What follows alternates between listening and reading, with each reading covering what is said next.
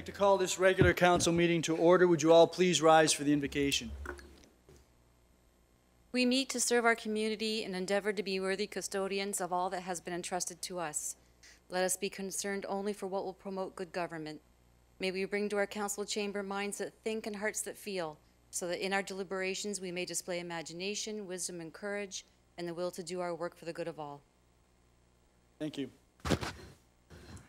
Madam Clerk, the roll call, please. All members of council are present, Your Worship. I note that Regional Councillor Nunziata is absent. Thank you. And just a couple of very brief announcements.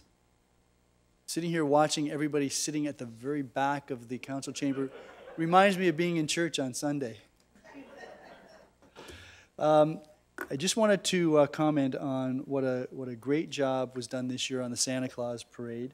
Councillor Passero, you and your colleagues are to be commended.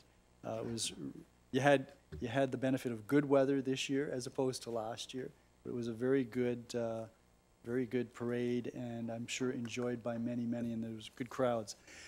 That's a segue into, you may want to make some comments with respect to that, but I also wanted to give both you and Councillor Nutt an opportunity to speak during the announcements with respect to your term on council. So, start with you, Councillor Passero. Thank you, Worship. If I could, just on the Santa Claus parade, big shout out has to go to my co-elf, Barb Horning, who's assisted me in that event for the past 5 years. I think it took us 5 years to get it right. This was a truly exceptional parade. Congratulations to the participants who put their heart and soul into their floats, to the participants who go alongside those floats, many of whom spend weeks, if not months, preparing them. And to all of our team of volunteers, thank you very much, because there's probably 30 volunteers you see along the route. There's probably another 40 you don't see throughout the months leading up to it. So my name's all over the place on it. Barb's name is all over the place on it. We're very proud of what we do year to year to year, but there's so many people behind the scenes that make us look good, and we appreciate that. I didn't know tonight was my last council meeting. I wish somebody would have sent me an email. I want to thank a few people. I've had the privilege and pleasure of sitting in this chair, and it's this exact chair, I know because it doesn't lean back properly, for 8 years. And I couldn't have done all of the great things that I've done without the staff who are around the Horseshoe right now and elsewhere in this building, the Gibson Center, our off-site centers like the museum, places like that. They've always embraced my crazy ideas.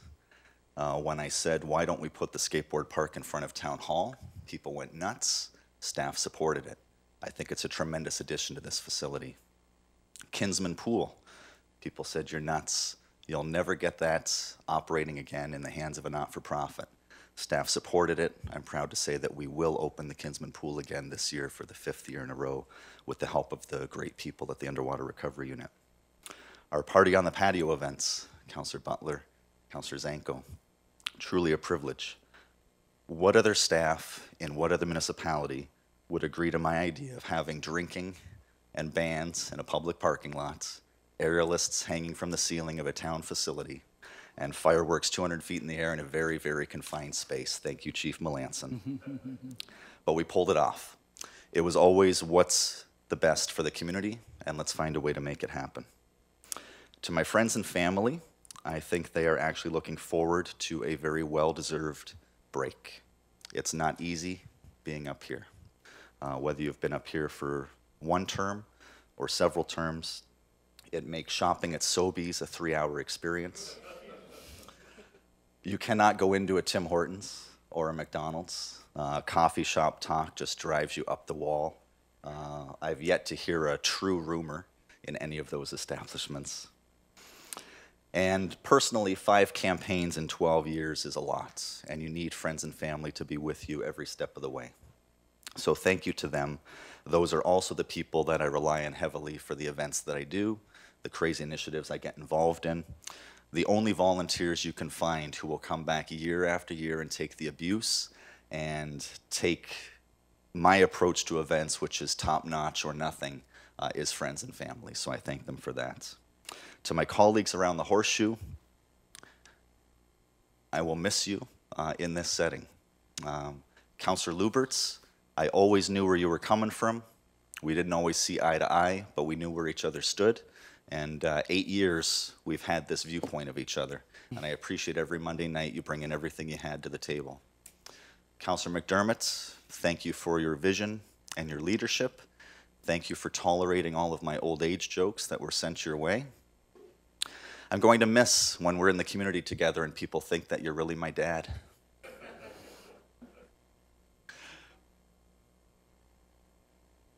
Councillor Butler, I've known you for a while, and I know the first 6 months around this horseshoe you were very, very tepid, very shy.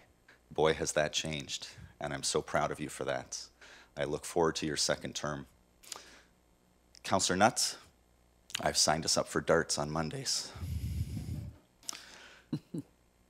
Councillor Zanko, my buddy, who I've known longer than anybody around this horseshoe. When we started this journey 4 years ago together, similar to Councillor Butler, shy, reserved, but you've really found your way. You've served the residents of Ward 3 very, very well, and I know you will for the next 4 years. Your Worship, Mayor Wayne Redekop, we've been adversaries on the campaign trail, twice, and I've been on the losing end both times. But I know that around this horseshoe and in this building and in meetings and at public events, we've always shown each other nothing but the highest level of respect, and I appreciate that very much. Lastly, to Councillor-elect Nick Dubinow. This seat is yours after, I'm hoping, 7:15 tonight. Can we make that promise? Hoping. Then Write that in. Maybe if you shorten this up, then Yeah, we'll yeah. get there. I'm taking my time. You get to come back in 2 weeks. Councillor-elect Nick Dubinow, enjoy this opportunity. When you go back in the history, there are very few people that ever get this chance. It is sometimes daunting. It is always rewarding. Don't ever take it lightly, but also don't ever take it too seriously. Enjoy your time. It goes by in the flash. Thank you to everybody who's had a hand in the past 8 years and everything I've been involved. I'm not looking to disappear, but we'll take a little bit of time to enjoy my Monday nights free. So thank you, Mayor Redekop, for the opportunity. You're more than welcome. Thank you, Councillor Passero. Those are very generous and kind words. Councillor Nutt. Thank you, Your Worship. Don't worry, I won't speak as long as you or Councillor Passero. I've gotten that down pat over the last 4 years. I'd just like to echo Councillor Passero's thoughts and his words and say thank you to the staff. They're a very hardworking, dedicated group to Fort Erie, and they deserve everyone's respect.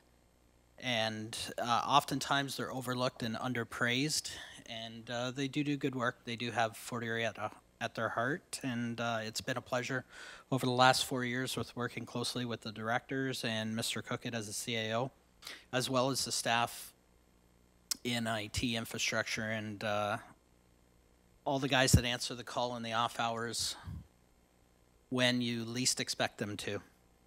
My colleagues around the horseshoe, thank you very much. It's been an interesting and fun 4 years. It was quite a learning experience. And each of you bring a uniqueness to this council. I think we've really done some good work over the last 4 years, and I know you'll continue that in the next 4 years. I'd like to take a moment to thank Councillor Councillor-elect Noyes. I know that you've sat in the seat before, and Ward 6 will be well represented with you here now.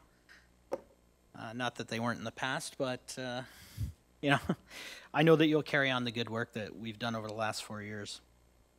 To my friends and family who supported me over the last 4 years, I know it's been a trying time, and there's been ups and downs, and it's you know, at times I've relied heavily on you as a sounding board, and I know it hasn't been easy for my spouse with our 4 boys, having to parent them often nights on her own. And for her, I just want to say thank you very much. With her kind, loving heart, I was able to persevere and stay at this and stay focused over the last 4 years. So again, I'm just going to really miss everyone's camaraderie around the horseshoe and having the meetings with staff. And I just want to thank everybody for the opportunity who supported me, and I wish the council all the best in the next 4 years. Thank you. Thank you, Councillor Nutt. And it's no secret to those of you who sit around this horseshoe and people in the public that I've unashamedly bragged about what a good council this is and has been.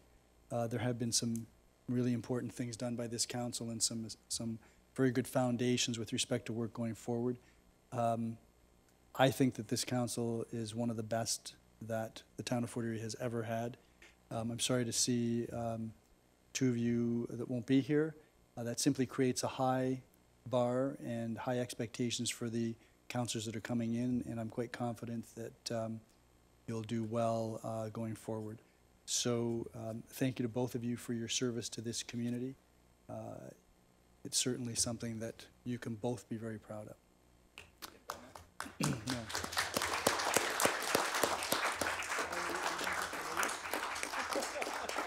Oh, no, you've had the fun, now you have to sit through the rest of the meeting. So we have to stay. You have to stay.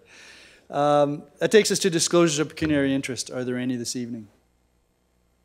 If there are none, a couple of upcoming public meetings. First relates to short-term rentals, public meeting on January the 14th, 2019. A second public meeting, same evening, proposed amendments to development charge rates and policies under the Development Charges Act of 1997. There is no regional council report this evening, which takes us to presentations and delegations. I should say that there was an addendum, but which added a delegation. Then there was a second addendum which deleted the delegation. So that takes us to presentations and delegations, and we have but one this evening, and that is Mitch Baird and Rick McLean of McLean Consulting Group, who wish to address us with respect to the Greater Fort Erie Community Hub feasibility study and initiative. Gentlemen, please come forward. Good evening, Mr. McLean. Good evening, and thank you, Your Worship, and thank you, councillors, for this opportunity to speak. We're really excited. My name's Rick McLean, and my business partner, Mitch Baird. Here we're the McLean Consulting Group, and we're very, very excited to have been hired by the task force, the Hub Task Force, to work on this. A little bit of background on it. Three amazing groups. We're really, really excited to work with them too. We have Advancing Crystal Beach, the Beachcombers, and the Fort Erie Native Friendship Center. And between the three of them, they noticed that Fort Erie's growing, which is a great thing. But growth brings opportunities and brings some challenges too. So they noticed in their communities, in their areas, and with their clients that some of those challenges include, they're bursting at the seams. What used to be able to service their neighborhoods no longer does that. They can't possibly service everybody. Some of the other challenges are just the services aren't there. People are moving into those neighborhoods. And so really been interesting. I'm a former Ridgeway resident, so I'm fairly familiar with Fort Erie, but I always knew that Fort Erie was a collection of some unique and very different neighborhoods. So we've been doing a lot of research on that hub. So Advancing Crystal Beach is the lead organization, and they were successful with a Trillium grant to be able to pay for the feasibility study and also to be able to get a community developer up and happening. So you must be very proud to have residents like that, because I know, having spent my time doing community development, that it takes citizens who are really engaged, and it takes organizations that are really engaged and partner with the municipality to make anything happen.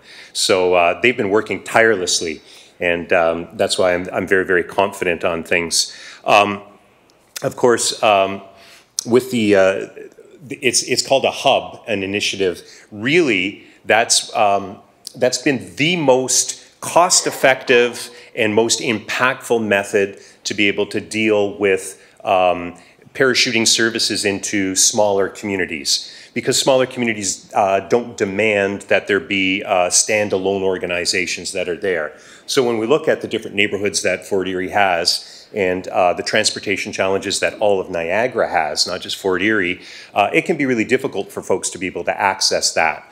So the hub model is supported by the province of Ontario, by the federal government, and by a lot of municipalities, just for that reason, because if you have a hub, then you can have itinerant services from a number of different organizations. So an organization may not be able to have a permanent presence in one of your constituencies, but certainly if there's a hub there and there's office space and meeting rooms and those kinds of things, the services that they need, they can come in one day, they can come in a couple of days, and suddenly that neighborhood gets the service that they need.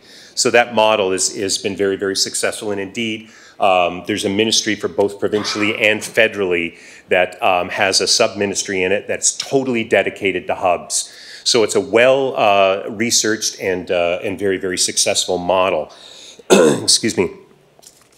I'm very familiar with feasibility studies. I spent a decade in the province of Ontario, and they landed on my desk, and so it was different at that point in time. So instead of writing them, I was the one who would either approve them or send them back. So we know that feasibility studies need to have authenticity. They need to have a global view. They need to be very professionally done. They need to ask all the questions that need to be asked in order for it to have credibility. So again, to the credit of the three organizations, they really want this to be a fulsome study. And to start right from Fort Erie and drill down, even though they know in their own neighborhoods, they can see that there's needs. So they're very, very community-minded as far as the whole thing goes. That makes our job a lot easier to be able to do that. Some of the best practices with a feasibility study, obviously there's the background and demographics and all that kind of stuff.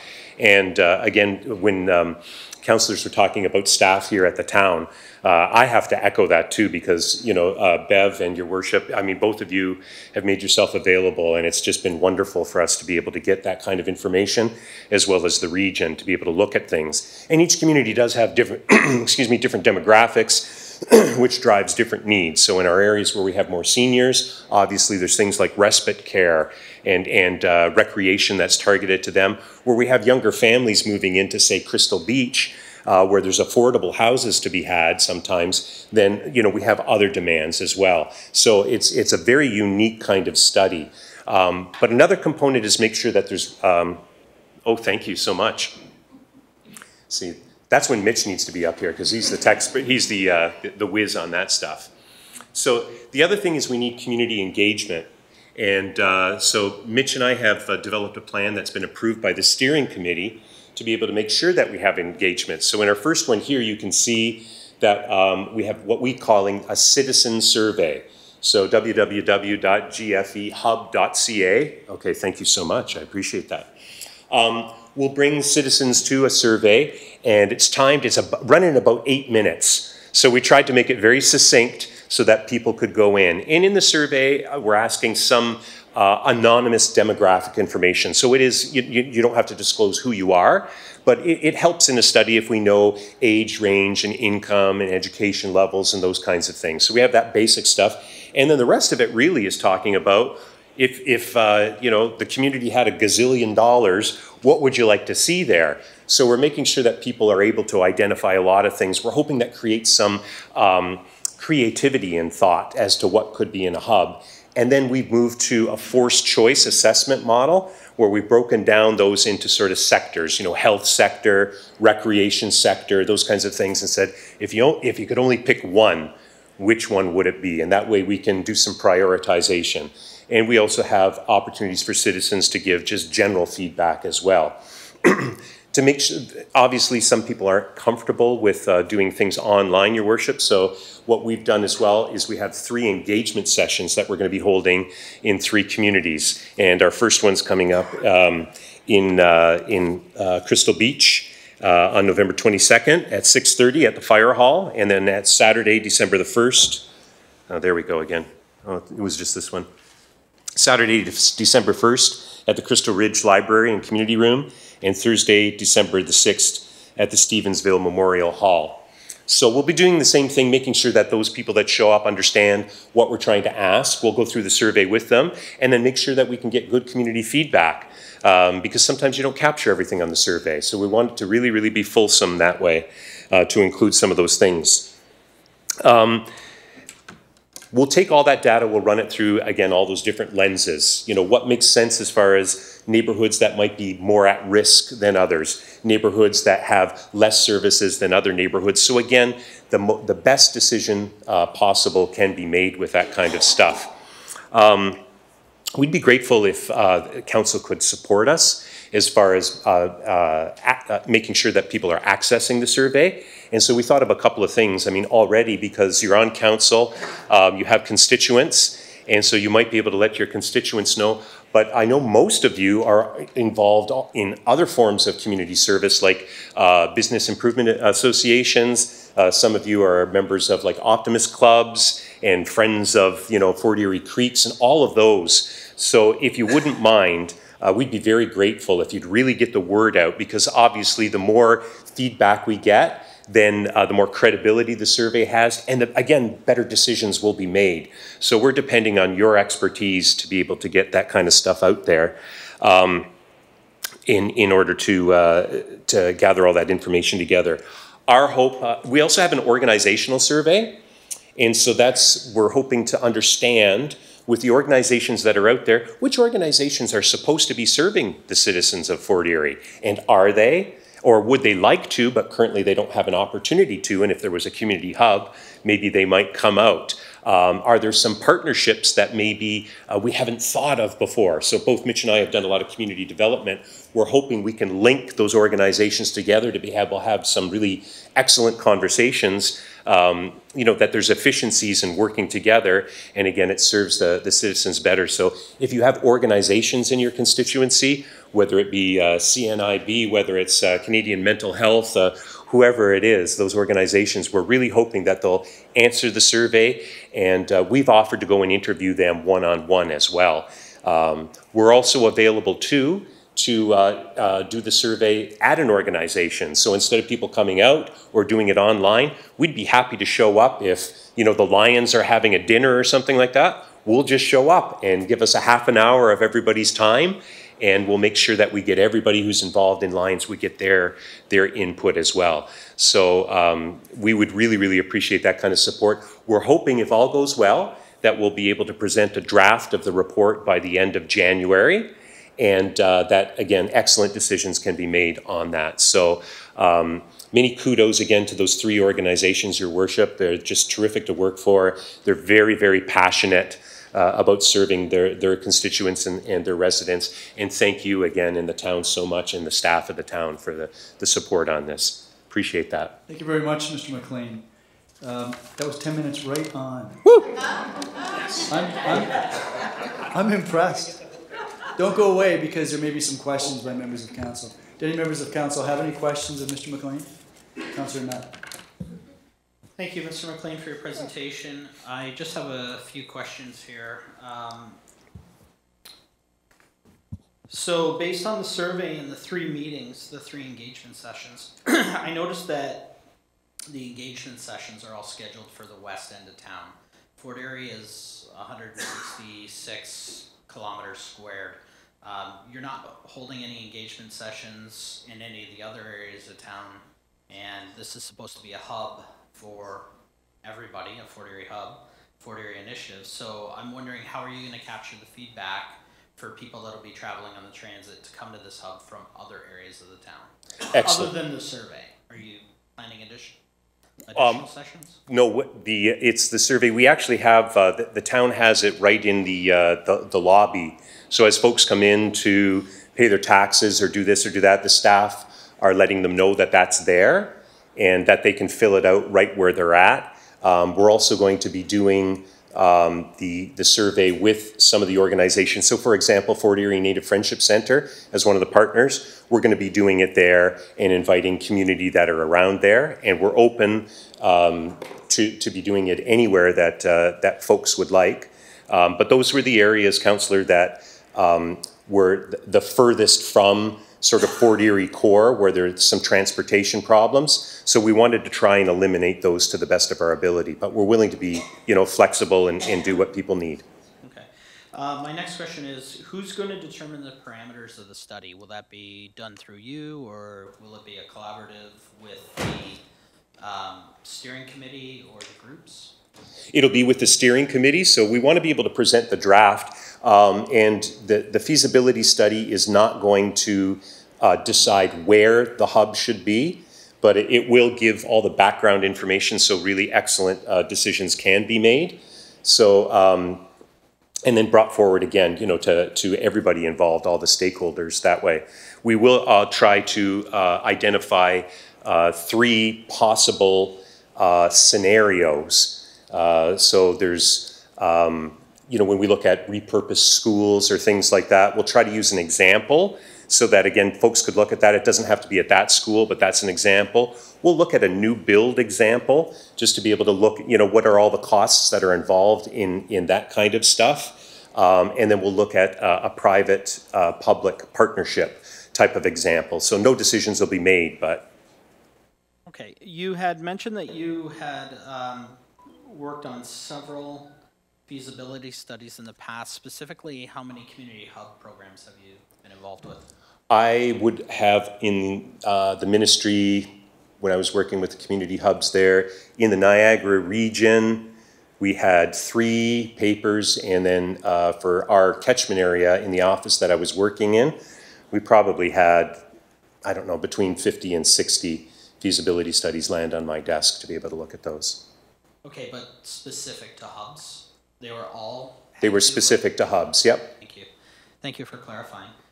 There's 2 other critical organizations in town that I think it would be worth engaging, and those would be the Head Injury Association of Fort Erie and Community Living Fort Erie. Mm-hmm. I think that those groups would make great use of a community hub. I agree with you, and they've been sent an organizational survey, and we're looking forward to chatting with them. Okay, great. Thank you. That's all I have, Your Worship. Thank you very much, Councillor Nutt. Are there any other councillors that have any questions? Councillor Zanko. Thank you very much, through Your Worship. Thank you very much. That was a very interesting presentation. During your presentation, you had mentioned that these community hubs have been fully supported federally and provincially. When your report comes towards the end of January, will it include grant funding opportunities that might be available through provincial or federal levels? We'll definitely look at the federal one because there's some stability there currently as far as what the ministries are doing. Provincially, there was, under the previous government, we could have suggested some, but all those programs are currently under review. So we'll do the best that we can to be able to chat with the new ministry that has that to see what their intentions are. Okay, excellent. Thank you. Thank you. Any other councillors? Thank you very much, Mr. McLean. We appreciate the information, and good luck with respect to all of these engagement sessions. Thank you. And thank you to the group of people that are working with you. Oh yeah, awesome. Thank you. So that then takes us to the consent agenda.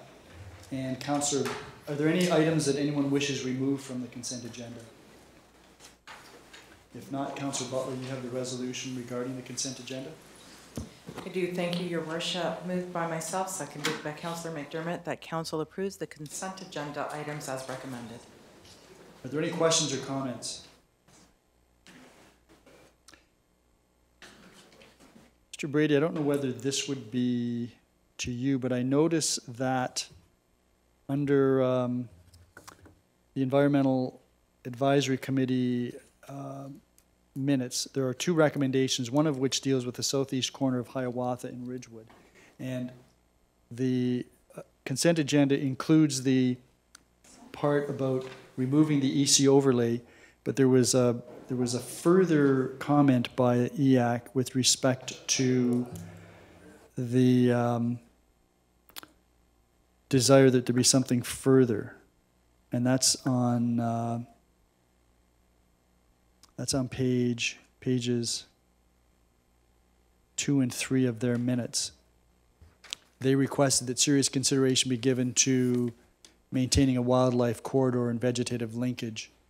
How would that be, if we pass this resolution, how would that be addressed in the future? Or how might that be addressed in the future? The EC overlay is being recommended to be removed off a portion of the site, I believe.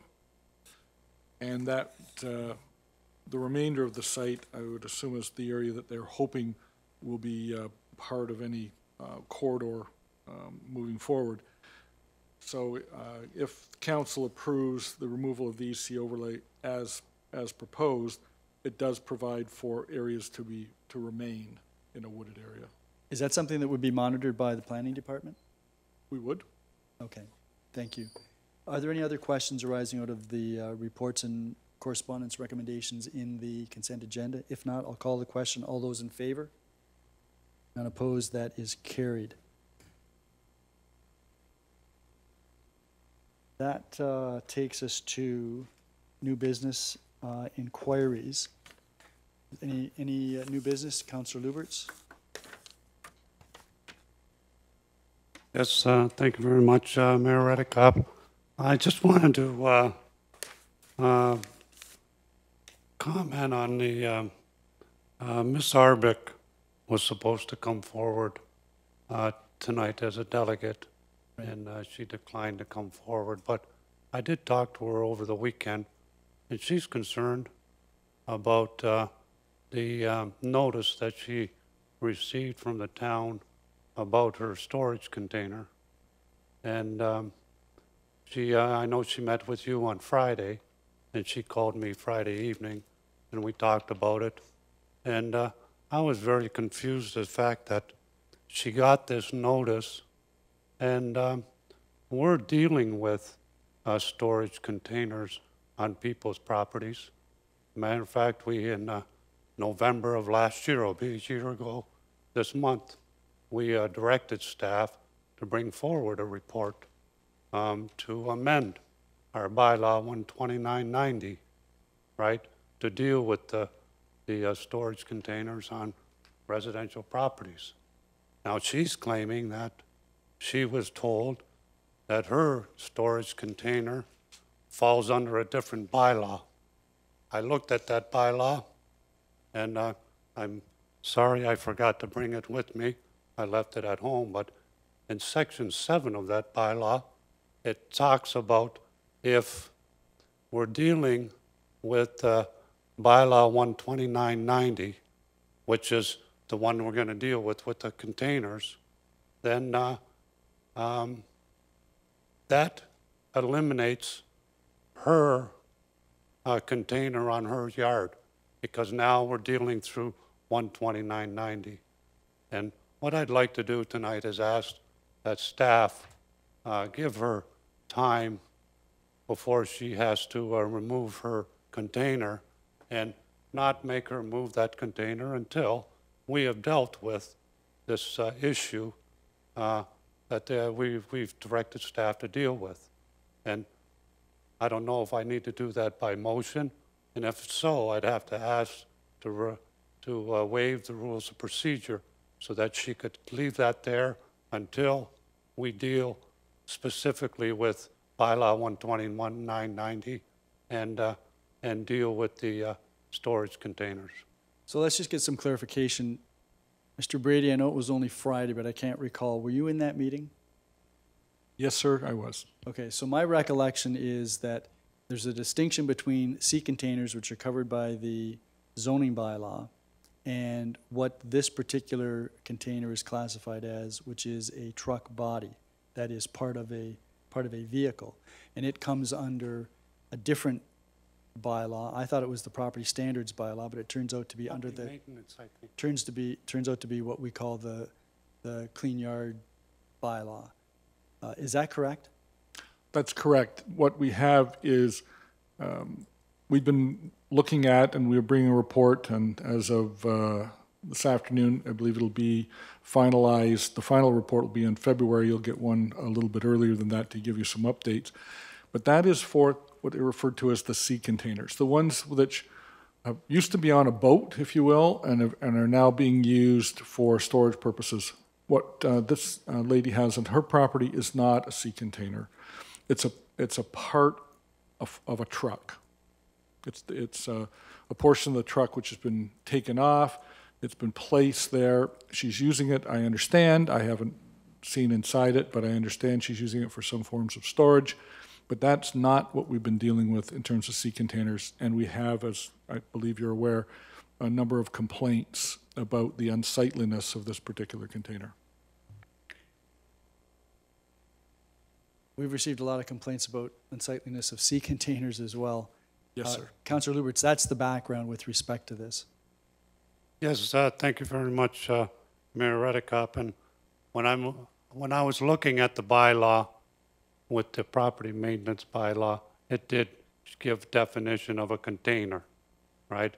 But I think what we're dealing with, and I mean, we could split hairs here all night long, but what we were dealing with, I agree with Mr. Brady, shipping containers and sea containers, but the report that we got last year was also with cargo containers. Shipping containers and cargo containers. Cargo containers are the same thing. You can put them on the back of a truck and they can be taking off the back of the truck and used as storage, and then when need be, you can put it on a truck. The same thing with a sea container. A sea container, once it gets to port, it can be taken off the ship and put right on the frame of a transport truck trailer and shipped all over the country.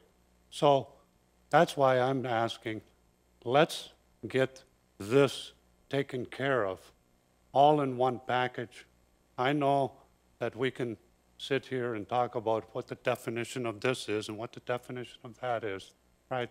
But until we sort out this here report that we got last November, I would ask that Ms. Arbic allow her container to stay there because it's not unsightly, it's not garbage. And that's what she told me. She was told that it was considered to be debris in her property. And it's, I mean, other than it might need to be painted, but I mean, when we bring the report forward and we start discussing it, I will show you some photos of what we have in the town. And one of the photos is going to be the Bell Canada building in Ridgeway, right on Gorham Road. The first picture is just a picture of the siding, and that's exactly what a sea container looks like. And then when you back off the building a little bit and you see the whole building, that building has been there for I don't know how many years. Nobody's ever complained about the appearance of it. And it has the same physical look as a sea container. So I think we should deal with them all at once. And I think that her container falls under a cargo container. That's what this report is about. And I would ask council to allow her the time until we come up with a solution on how we're going to deal with both sea containers and cargo containers. Okay, so just so that I've been distilling this as you've been talking, what you're basically asking for is that enforcement of the order regarding the storage container at 981 Niagara River Parkway be deferred and dealt with in the context of cargo and sea container, the cargo and sea container report to come before council. That's what you're asking. Yes, yes. And that's what I believe And Mrs. I don't know if Arbic I need was to gonna bring be that asking. forward as a motion or just a recommendation from staff, and everybody knows that we agree. I think that needs to come back as a notice of motion, and because this order, I believe, was supposed to be complied with, Mr. Brady, you can correct me, was supposed to be complied with sometime over the last few days. I would consider it to be urgent if that's the case. Is that correct? The order was receivable on Friday. Nothing has been done, subject to council's decision this evening. Right. So I would consider that to be an urgent matter that council could be dealt with, and I would be prepared to entertain, when we get to notices of motion, you can bring forward this motion. I would be prepared to consider and entertain a motion to waive the rules so that it can be dealt with this evening. Okay, all right, thank you. Yeah, right. thank you very much. Okay. Are there any other inquiries or items of new business?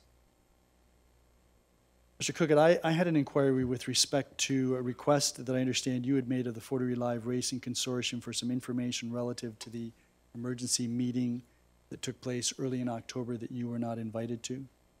Did you send off a request for information? That's correct, Your Honor. For those who are listening, I'd be your worship. Your Worship. Thanks for the promotion. As you all know, there was some discussion between the province and the Fort Erie Live Racing Consortium about bringing back slots to Fort Erie or accepting cash in lieu of. There was a meeting held, public announcement made by the province where they identified that the Fort Erie Live Racing Consortium had accepted money in lieu of the slots. This was quite shocking to me because I sit on the board and it was the first I'd ever heard of it when the media release came out. So I did put a statement out to the public saying that I was not invited to this emergency meeting. And since that time, I have reached out through email to all the board members, addressing the email to the board chair. That was sent on October 18th. I received no reply. As a follow-up, I sent a registered letter on November 8th to the chair of the board again. They did receive it. They signed it on November 13th. And there again, to date, I have not received any reply. So moving forward, I'll be discussing this with our town solicitor just to see what my next steps are. Okay, thank you very much. Are there any other inquiries?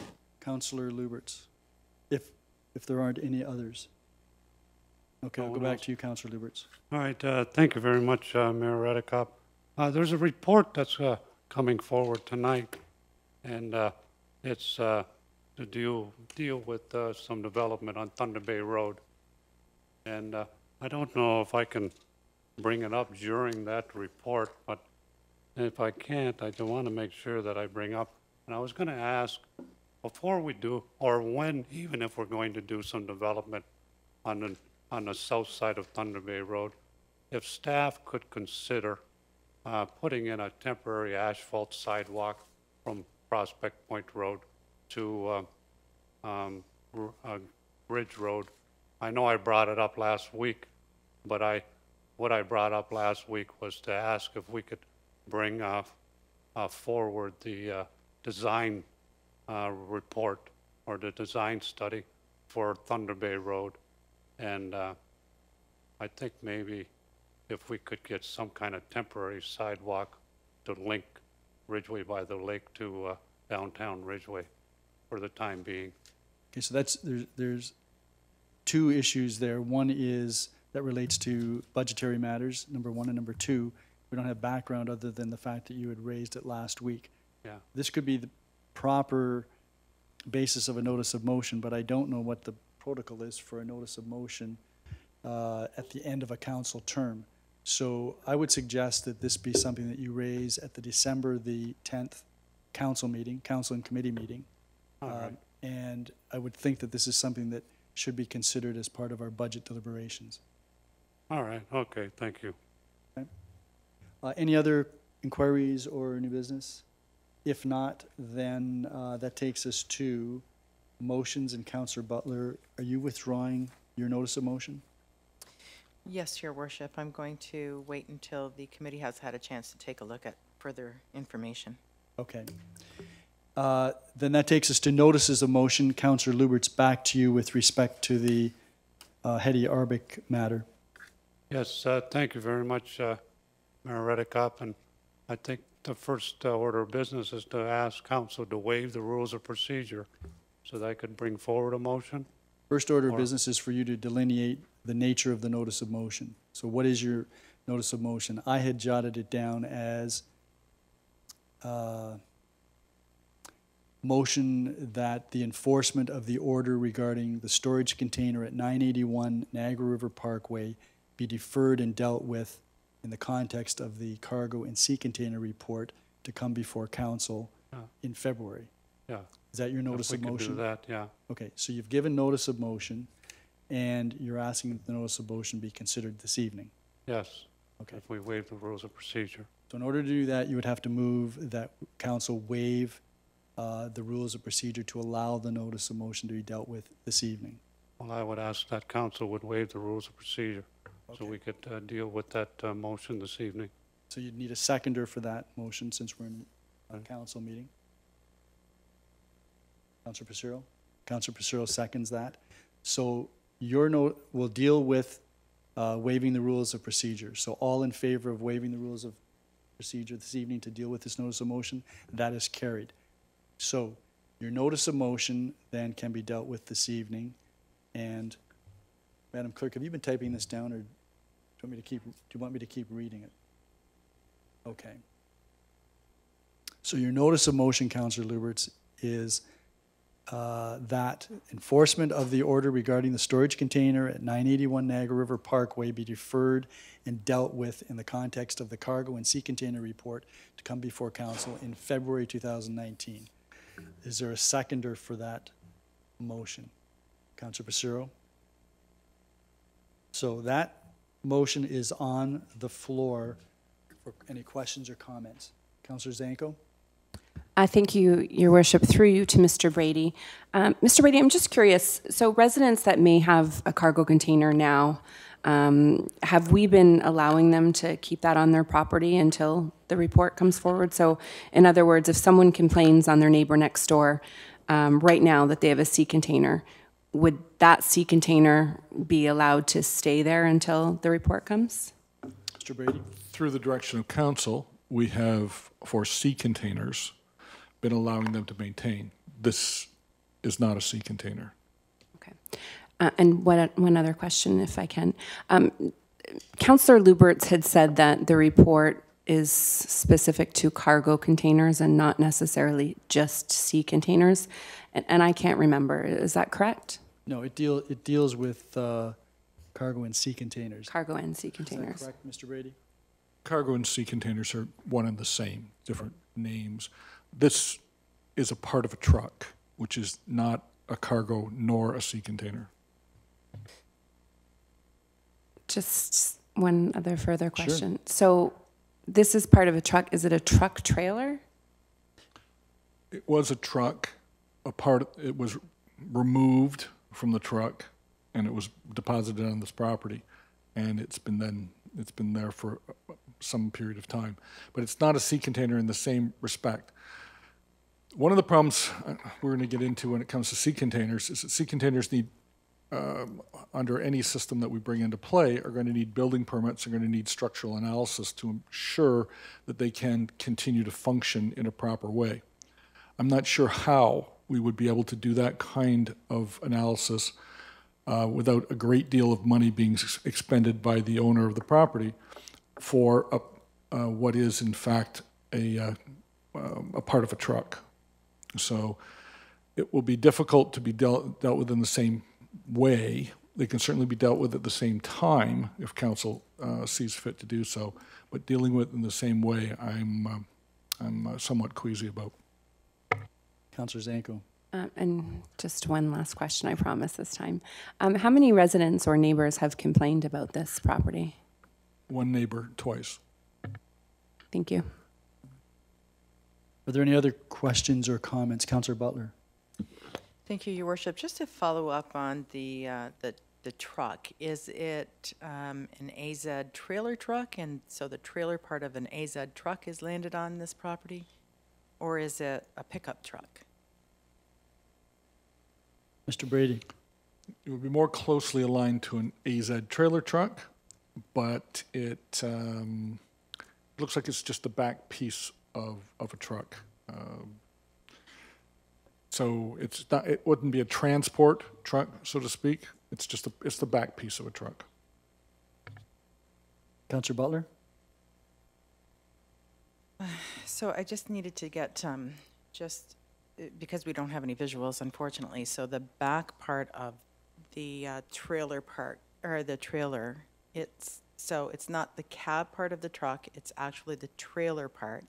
And it could be as long as and in depth as a shipping container or a sea container? Mr. Brady, do you know that? It's not quite as long. No, it's not quite as long. Okay. Anyone else? Councillor Passero and then Councillor Luberts. Thank you, Worship. I seconded this motion just so it could get some fulsome discussion. I won't be supporting it, having heard what Mr. Brady has said. Just because something contains something doesn't make it a container. And I think it's a very slippery slope when we start to delve into bylaw matters of staff. I think we're going to be looking at a cavalcade of people coming forward looking for us to either overturn or suspend a decision. If this was more closely in line with a sea container or a storage container, I could see the synergies to waiting until you adopt that policy in the new year at some point. But from what I've heard, I don't hear any similarities to even this being a part of that conversation going forward. I think delaying this would just be delaying the inevitable, and I think it sets a very bad precedent, so I won't be supporting it tonight. Thank you. Councillor Luberts. Yes, thank you very much, Mayor Redekop. Just to get back to the difference between this container. Yes, this container came off the back of a truck, but these trucks are designed that in the event, and now this here particular container is made of fiberglass. So when you have a fiberglass box on the back of a truck, that container or that box is going to last longer than the truck, chances are. So this gives the ability for you to purchase a new truck, remove the box from the truck frame and put it on another truck. That's the same thing as a sea container coming off of a ship at port. You take the sea container, you set it on the frame of a truck, it clips into place, and then it goes wherever it has to go, and then it's removed, and then an empty one gets put back on there. So that's what these cargo containers are. They're not much different than a sea container. And I know Mr. Brady says that, you know, they're different. Well, they have a different purpose because what she has there may come off the back of a smaller, like a delivery truck, let's say, instead of something that, you know, like 40 feet long, like a transport trailer. It's not that long. It's a shorter version, but it serves the same purpose. They look the same, right? And so I know what Mr. Brady is trying to say is that, no, you don't deal with it that way. But the report that says right in there, report on shipping and cargo containers. So that's what we're dealing with. And in the report, it also, we have a motion that staff come forward with a report that we deal with it. And that's when we're going to deal with the shipping containers and the cargo containers. And at that time, that's when we decide that, well, okay, we can use this shipping container or we can't use that cargo container, because there are some different cargo containers. But what I'm saying is we're looking at one address, one person complained about it in the whole neighborhood, right?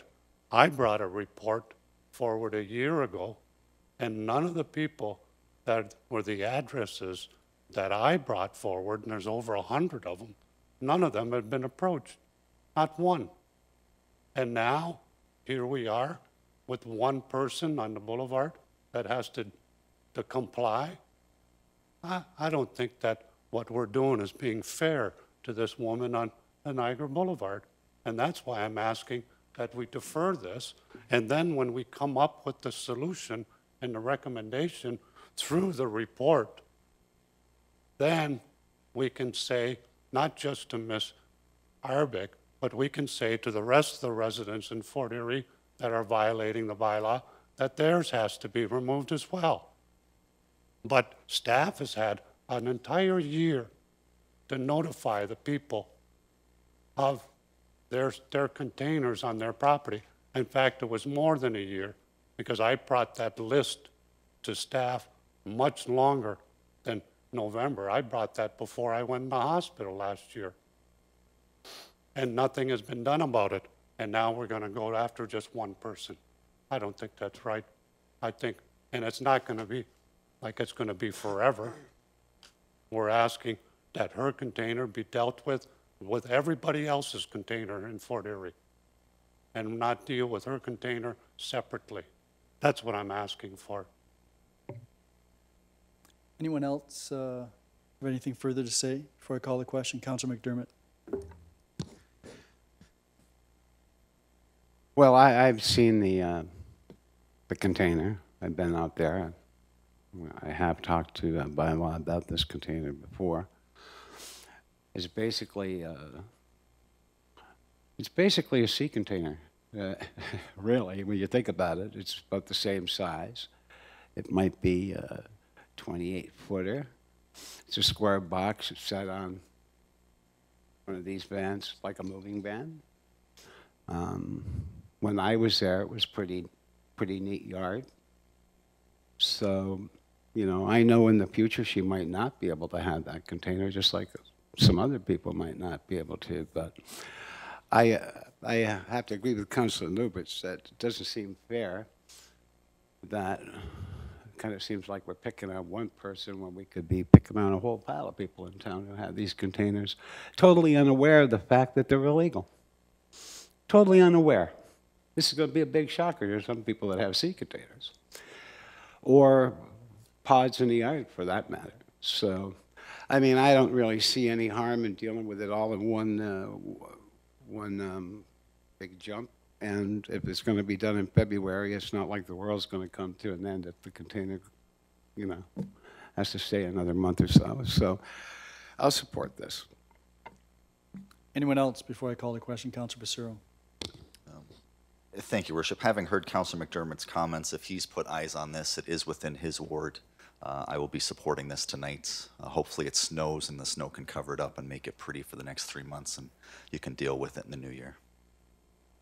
Okay. Anyone else? Councilor Nutt.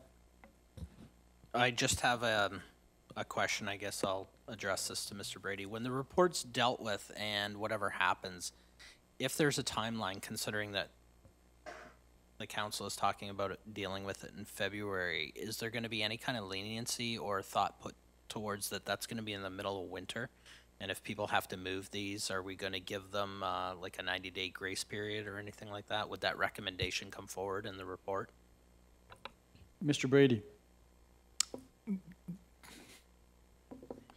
What we're hoping to do is we're hoping to provide a mechanism for council to be able to permit sea containers as long as they go through a site plan process and through a building permit.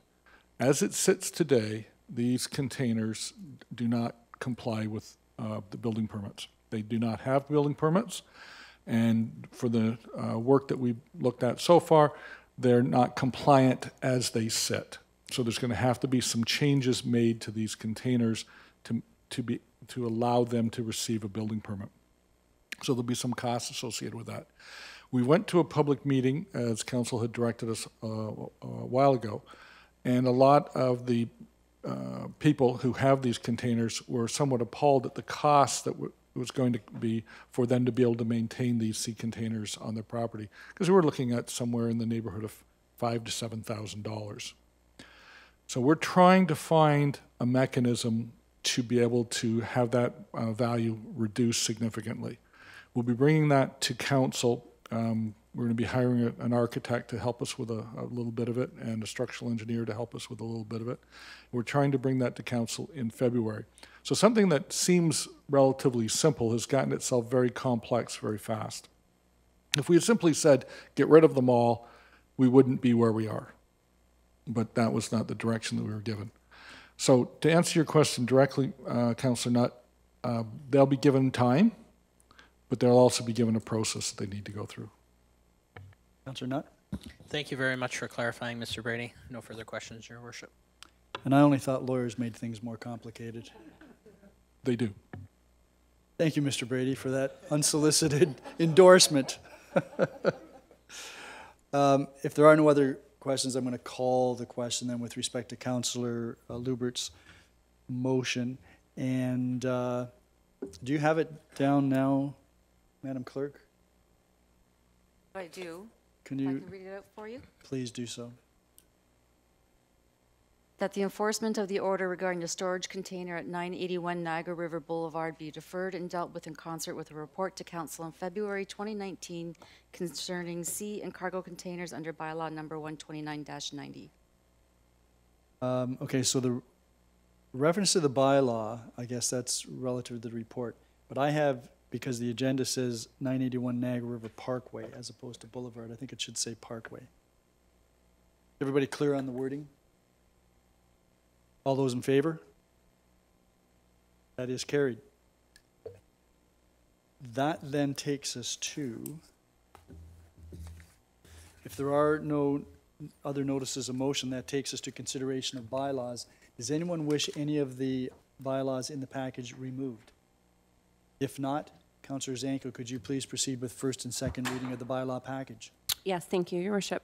Moved by myself, seconded by Councillor Passero, the bylaw package containing 136-2018 to exempt certain lots in Plan 59M-363 part lot control, Block 29, Parts 1 to 10, 0 Thunder Bay Road, Upper Canada Consultants. 137-2018 to exempt certain lots in Plan 59-238 from part lot control, Block 54, Parts 1 to 8, 4107 Village Creek Drive, Park Lane Home Builders Limited. 138-2018 to deem a certain registered plan of subdivision not to be a registered plan of subdivision, Douglas and Jennifer McBride, 329 Maplewood Avenue. 139-2018 to accept and declare lands as public highway on the south side of Washington Road, 416 Washington Road, Park Lane Home Builders Limited. 140-2018 to appoint George Chavanovic and Kevin Bocock as municipal law enforcement officers for the town of Fort Erie winter parking and to reappeal bylaw number 17-2018. 141-2018 to amend zoning bylaw number 129-90 as amended, removal of holding provision, High Point Estates, Marina Green Acres Development Limited, Farin Adam and Luciano Frutti. 142-2018 to exempt certain blocks in Plan 59M-453 from part lot control blocks 1 to 4, parts 1 to 45, Willow Trail, Hibbert Street, 2298423, Ontario, Inc., Gerald Pat. 143-2018 to authorize applications for the cancellation, reductions, or refund of taxes levied for years 2016, 2017, and 2018. 144-2018 to appoint a drainage engineer and execute an agreement with the EWA Engineering, Inc. for the preparation of an amended engineer's report for Zavat Municipal Drain is given first and second reading. All those in favor? None opposed, that is carried. That bylaw package is on the floor for questions or comments. There being none, I'll go to Councillor McDermott for third and final reading of the bylaw package, please. Thank you, Worship. Moved by myself, seconded by Councillor Butler, that bylaws 136-2018, 137-2018, 138-2018, 139-2018, 140-2018, 141-2018, 142-2018, 143-2018, and 144-2018 are given third and final reading to be signed by the mayor and clerk under the corporate seal. Are there any questions or comments? All those in favor? None opposed, that is carried. Takes us to the confirmatory bylaw. Councillor Lubert, you have the next resolution. Yes, thank you very much, Mayor Redekop. Moved by myself and seconded by Councillor McDermott. That bylaw number 145-2018 to confirm the actions of council at its meeting held on November 19, 2018 is given first and second reading. All those in favor? None opposed, that is carried. Councillor Passero, next resolution. Thank you, Your Worship. Moved by myself, seconded by Councillor Zanko, that bylaw number 145-2018 is given third and final reading to be signed by the mayor and clerk under the corporate seal. Are there any questions or comments? All those in favor? None opposed, that is carried. Scheduling of meetings. Councillor McDermott. Yes, Your Worship, tomorrow night at 5 o'clock, I have a library board meeting at the Centennial Library. You say 5 o'clock? Thank you. And of course, the inaugural meeting on Monday, December the 3rd, starting at 7 p.m. Councillor Nutt? Yes, I'm scheduled for beer and wings on Wednesday. What time and where? You forgot that. Okay. Ah, cool. You know what? That takes us then to the final item on the agenda, and Councillor Nutt, as for most of the past 4 years, you have the honors of helping us to conclude this meeting. Thank you, Your Worship. Moved by myself, seconded by Councillor Zenko, that council adjourns at 7:06 p.m. to reconvene into a special meeting of council on December 10th, 2018. All those in favor? That is carried. Thank you all.